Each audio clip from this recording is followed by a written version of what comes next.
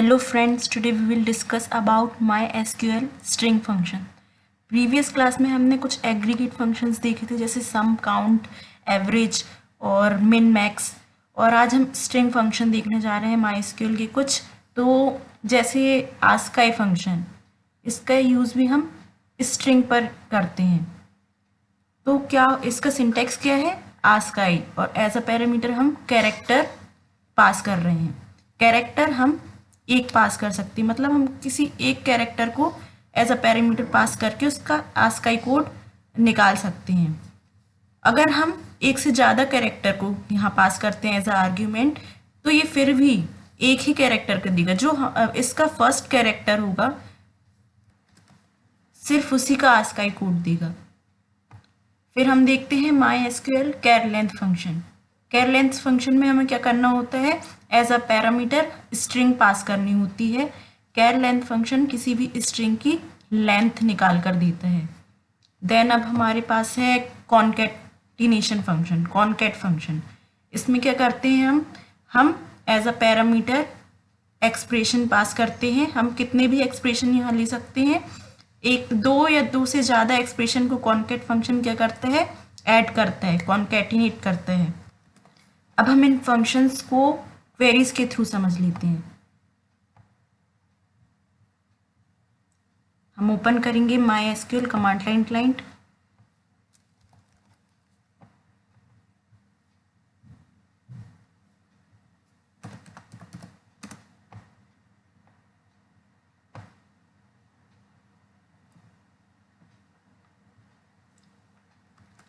अब हम ASCII function को समझेंगे क्वेरीज के थ्रू। तो हमें लिखना होगा सिलेक्ट आस्काई। जैसे हमें ए का आस्काई वैल्यू चाहिए तो हमें क्या करना पड़ेगा? यहाँ पे कैरेक्टर को एज अ पैरामीटर पास करना होगा, और कैरेक्टर के लिए हम उसे सिंगल कोटेशन में रैप कर देते हैं। तो सिलेक्ट आस्काई, और फिर हम इसे एंटर कर देंगे। तो ए का आस्काई वैल्यू होता है 97, तो हमें ये 97 रिटर्न करेगा। अब हम कैर लेंथ फंक्शन के यूज़ करते हैं। सिलेक्ट कैर लेंथ,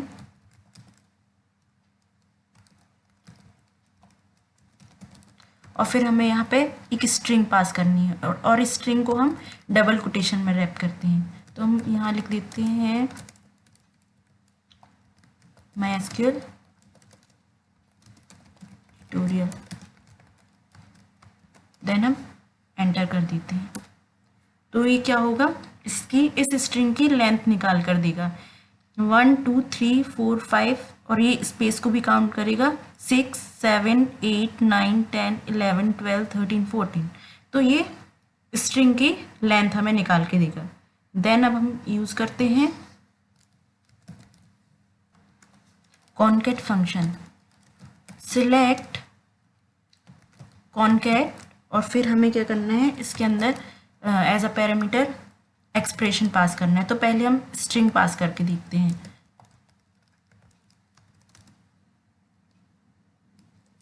और हमें ये एक्सप्रेशन जो होंगे उसे कॉमा से सेपरेट करना है।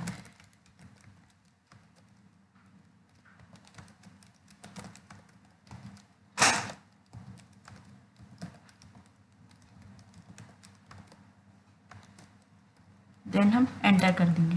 तो ये क्या होगा? जो हमने कॉन्कैट फंक्शन के अंदर जो हमने इतने सारे स्ट्रिंग सेपरेट करके लिखे हुए थे वो सारे कॉन्कैटिनेट हो गए। तो कॉन्कैट फंक्शन यही करता है कि जितने भी एक्सप्रेशन हम एज अ पैरामीटर पास करते हैं उसे कॉन्कैट कर देते हैं। अब हम यही ऑपरेशन किसी टेबल के ऊपर परफॉर्म करके देखते हैं। तो हम जिस डेटाबेस पे काम कर रहे थे उसका नाम था डेमो। तो हम डेटाबेस डेमो सेट कर लेते हैं। डेटाबेस चेंज हो गया, फिर हमें उस टेबल को शो कराना है। तो उसके लिए लिखना पड़ेगा सिलेक्ट एब्स्ट्रैक्ट फ्रॉम। हमें प्रोडक्ट्स टेबल देखना है, तो प्रोडक्ट्स, तो ये है हमारी प्रोडक्ट टेबल। अब हमें क्या करना है? जितने भी यहाँ प्रोडक्ट नेम है उसके हमें फर्स्ट कैरेक्टर की आस्काई वैल्यू निकालनी है। तो हमें उसके लिए क्या लिखना होगा? सिलेक्ट, और ये पता कैसे चलेगा कि किसकी है? इसलिए हम इस प्रोडक्ट नेम कॉलम को भी सिलेक्ट कर लेते हैं। तो यहाँ लिखना होगा select product name comma ASCII function लगाएंगे यहाँ आस्काई, और हमें एज अ पैरामीटर पास करना है प्रोडक्ट नेम। पहले हमने जब आस्काई फंक्शन का यूज़ किया था तब हमने यहाँ सिंगल कोटेशन के अंदर कैरेक्टर को लिखा था, क्योंकि ये कैरेक्टर को रिप्रेजेंट करता है, तो कैरेक्टर को रिप्रेजेंट करने के लिए हम सिंगल कोटेशन में लिखते हैं। लेकिन ये जब प्रोडक्ट नेम लिख रहे हैं तो ये तो एक कॉलम का नेम है, तो कॉलम को हम सिंगल कोटेशन के अंदर नहीं रखेंगे। और फिर हमें क्या करना है, सिलेक्ट प्रोडक्ट नेम आस्काई और प्रोडक्ट नेम फ्रॉम टेबल का नेम लिखना है। टेबल का नेम है प्रोडक्ट्स। इससे क्या होगा कि हमें दो कॉलम मिलेंगे, एक कॉलम प्रोडक्ट नेम की जिसमें ये सारे रिकॉर्ड्स शो होंगे, और एक और टेबल मिलेगी जिसमें आस्काई वैल्यू होगी प्रोडक्ट नेम की, मतलब जितनी ये रिकॉर्ड हैं उनके जो फर्स्ट कैरेक्टर हैं उसकी आस्काई वैल्यू मिलेगी। तो हम इसे एंटर करते हैं, तो यहाँ क्या होगा प्रोडक्ट नेम, तो यहाँ फर्स्ट कैरेक्टर क्या है, सी है, तो सी का आस्काई कोड होता है 99 और ए का होता है 97। तो हमें फर्स्ट कैरेक्टर की आस्काई वैल्यू मिल जाएगी। अब हमें क्या करना है कि जो ये प्रोडक्ट नेम है, अब हमें हर एक रिकॉर्ड की कैरेक्टर लेंथ चाहिए, मतलब मैं इन सारे रिकॉर्ड्स की लेंथ निकालनी है।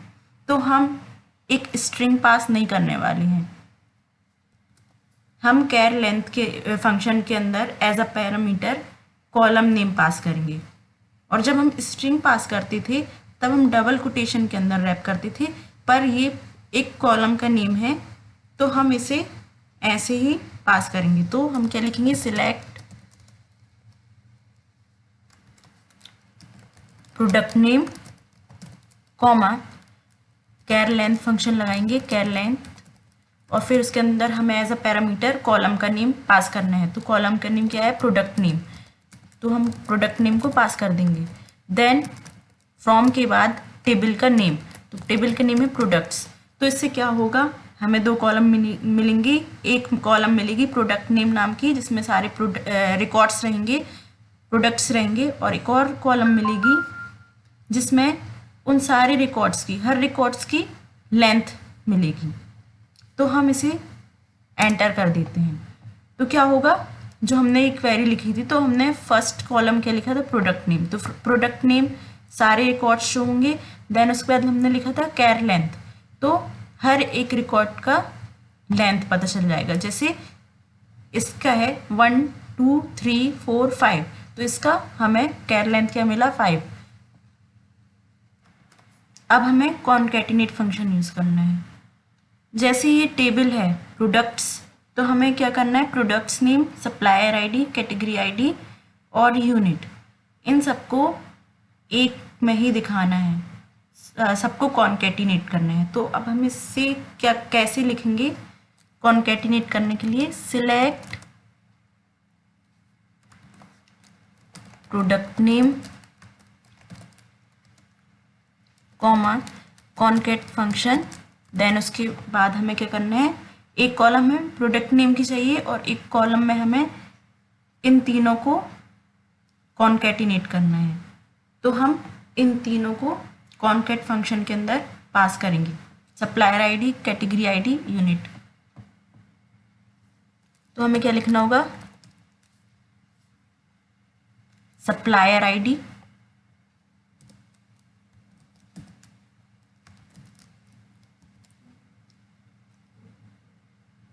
और फिर हम अगर हम स्पेस इंसर्ट करना चाहते हैं तो हम ऐसे भी लिख सकते हैं, सप्लायर आईडी, कैटेगरी आईडी और क्या था, यूनिट। एक स्पेस इंसर्ट करते हैं, देन उसके बाद क्या करेंगे, unit.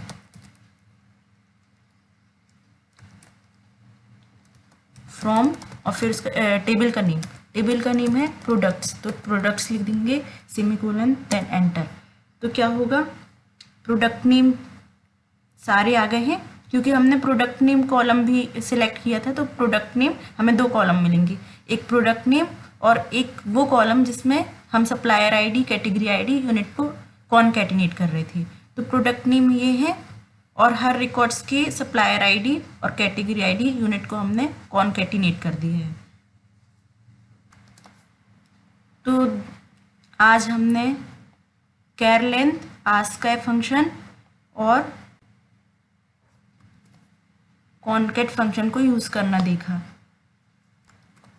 Thanks for watching my videos. For more videos, subscribe my channel, V Programmer.